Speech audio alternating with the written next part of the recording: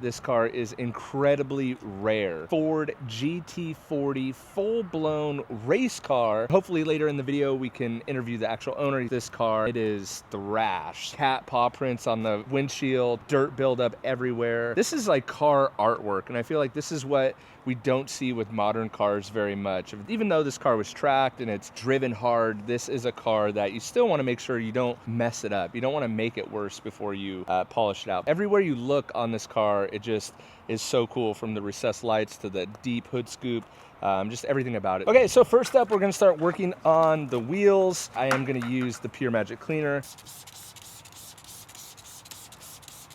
Spray down the whole rim like that. And then I'll take my pump sprayer. I have 2 ounces of the Super Soaper. And what the soap is doing is it's beginning to clean the tire, but it's also gonna allow the Pure Magic cleaner to work a little bit longer as well.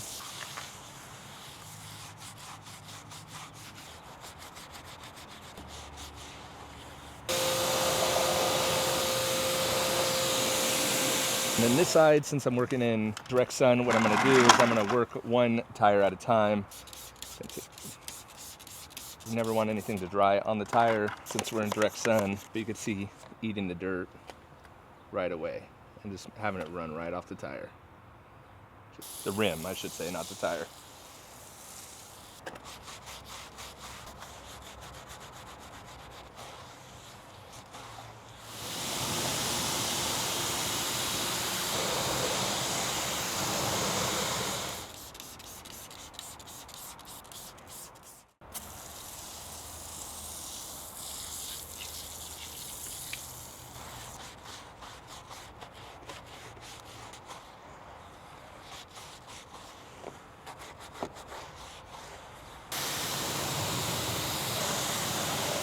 Now we're gonna move on to the pre-soak, and with the pre-soak, since it's warm out today, I'm only gonna work on the heavy buildup areas because we're gonna end up pre-soaking the whole car with foam anyway. 2 ounces of the Super Soaper in this battery-powered foamer, and I'm really just gonna hit the worst part, so kind of right around these seals, the roof, and I'm not gonna have a consistent spray. I'm just gonna go kind of the hot spots.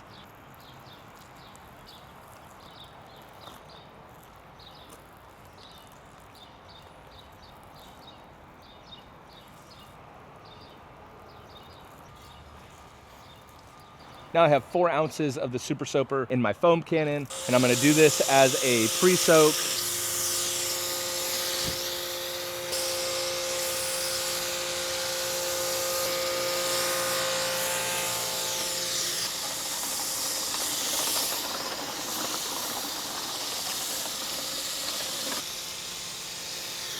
Now I'm gonna let that dwell for about 5 minutes, and then we'll rinse it off, and then I'll refoam it and do my contact wash. But this is the safest way to wash either a car that's been sitting for a long time like this one has, or your daily driver.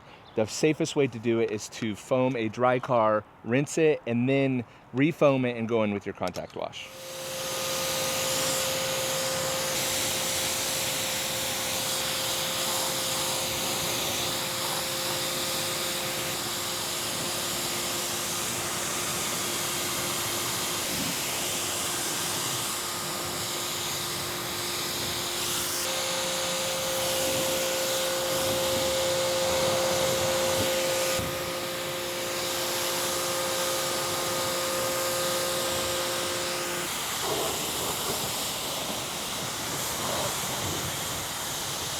Now I'm gonna refoam the car. I have a microfiber towel set up underneath the front windshield wiper, which is my favorite way to do it. That is my contact wash media, so that's what I'm actually gonna use to hand wash the car after I foam it.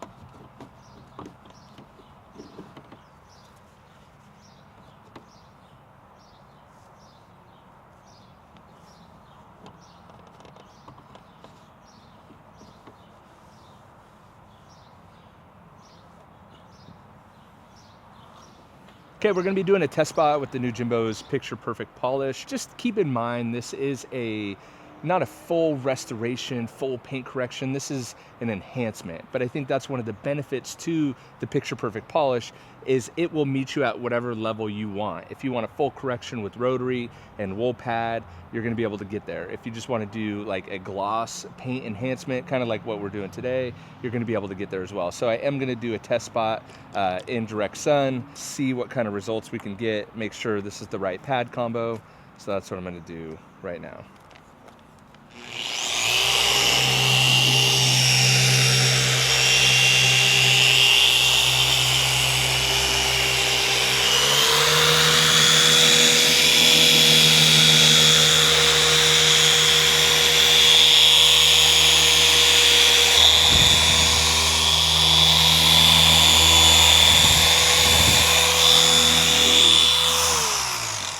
So also, unfortunately today, we don't have the luxury of being inside, which is another awesome part about the polish is you don't have to be inside. But I'll pull the tape back here and we can kind of reveal the finish and see if we like that. I'll let Bryant take the first peek. So, okay, customer approved the test spot. Again, not going for perfection, going for a lot better. So now it's just the time to go around the whole entire car and polish everything out like that. But again, direct sun, we don't have the luxury of being inside today. So it's just another added benefit to the polish, and that looks really good. So I'm gonna go around the whole car, do it one step, and then we will kind of clean it up, adjust the tires, and get this presented for a final approval. Now that we got all the paint polished, looking really good, a lot better than it was, we're gonna protect it with Jimbo's Toughest Shell. This is a water-based ceramic spray. Again, could be used in direct sunlight. It's getting hot today. It's really hot. The paint is almost too hot to touch. Spray directly into the towel and then wipe into the surface, and that is gonna completely eliminate any risk of smears. So again, you don't need a lot. Simply just go over everything and quickly lay down some really nice protection on the paint.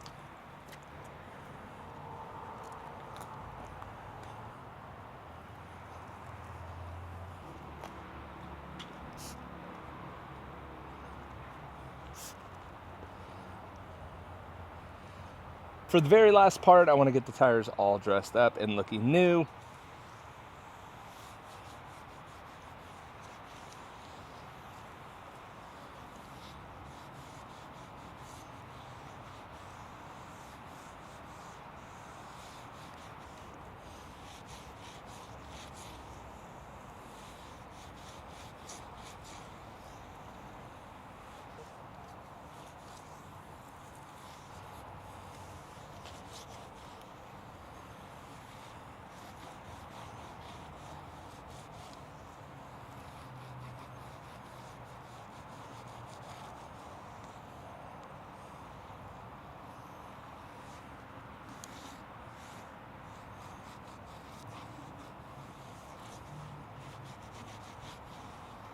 This is Chuck, and Chuck's the owner of the car, and what's really cool is you worked at Ford. Is that, did I understand that correctly? In the 60s when they were being developed. When they were being developed. First of all, what was that like? Everybody I know agreed. Most of my friends were car designers back in those days.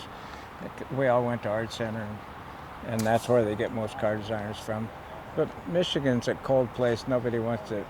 No California people want to stay there all their life. Right. But luckily we got to, everybody at Ford, not just lots of people I knew, everybody was working on these things. Okay. Because it was Ford's priority to win Le Mans. You've seen the movie. Right, Ford versus Ferrari. Yeah. Right. So, in fact, the clay model for this sat in front of my desk for 2 years. Really? So were you on the design team for this too, or you? Well, I was in advanced styling, and Advance had the responsibility. We didn't do this particular car. We did the one after this, the J car. Okay, got it.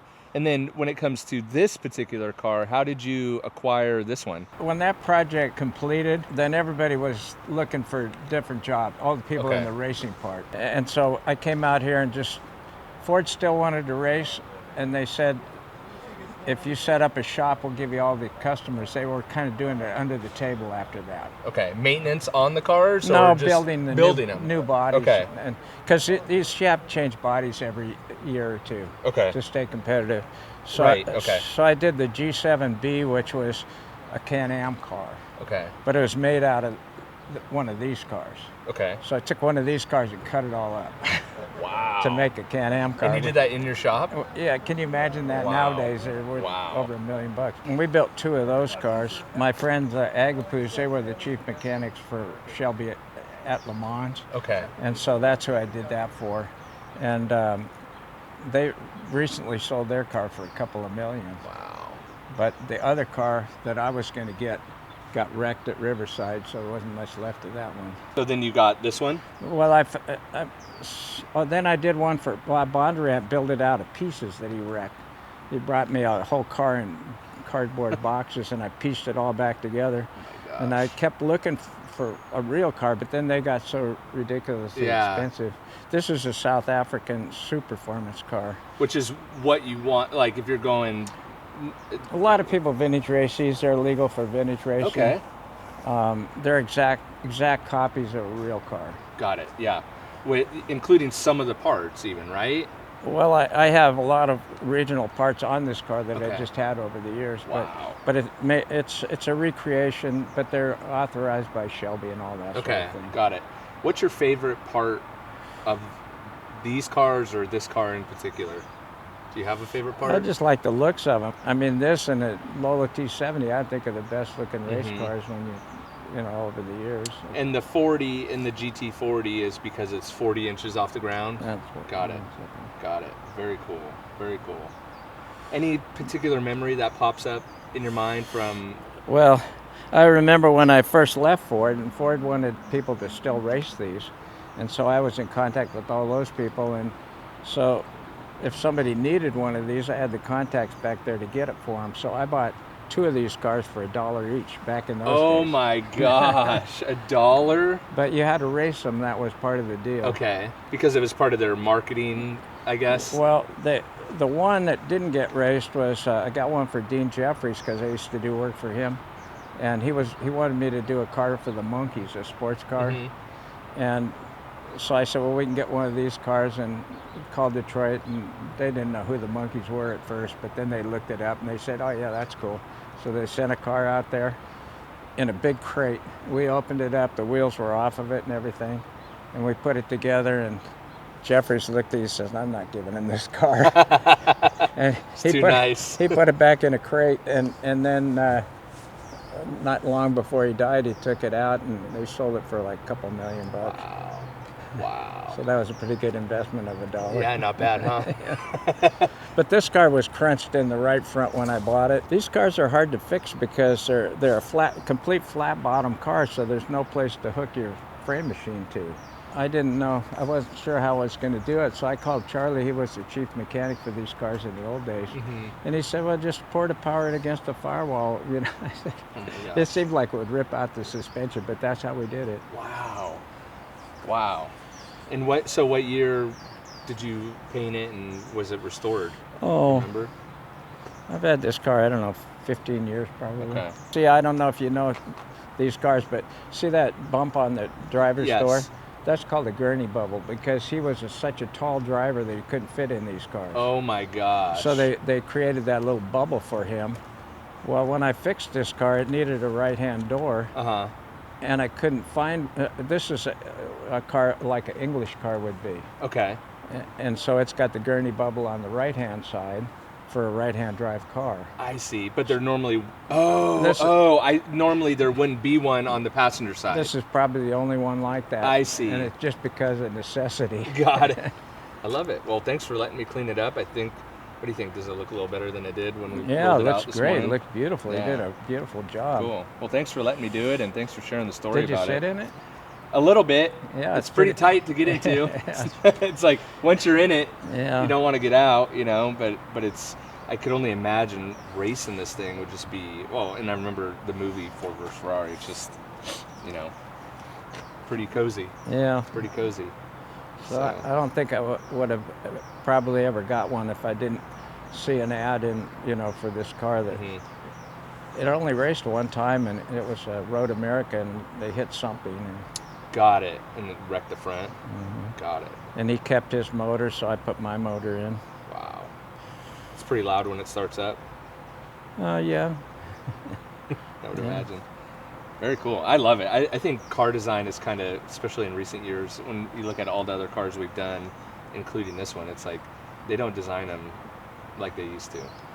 They're a little plain to me nowadays. Okay. Yeah, awesome. Thanks. Thanks, Chuck. Appreciate Did it. a beautiful job. Thank you. Whatever you're using on here sure works good. Yeah. All right, that wraps up this GT40. What do you think? How do you think it came out? Have you ever seen one of these racing style ones? I had a client that actually had a couple of them, but they were more of the production model. But I think this thing turned out amazing. It's actually super fun to do, pretty challenging with all the different areas of the car. Definitely made it a little bit challenging, but let me know what you think this particular car is worth in the comments below. I'd love to hear your guesses. And if you know of anyone with barn find cars or cars that they need detailed and cleaned up, I will definitely leave my contact information as well as all the products that we used in the description below, so you can check all those out. Again, just thanks a ton for the support for the Jimbo's Detailing products. It's been super great, and it allows me to do more of this. So thanks for watching. Don't forget to hit that big red subscribe button, and I will catch you guys on the next one. See ya.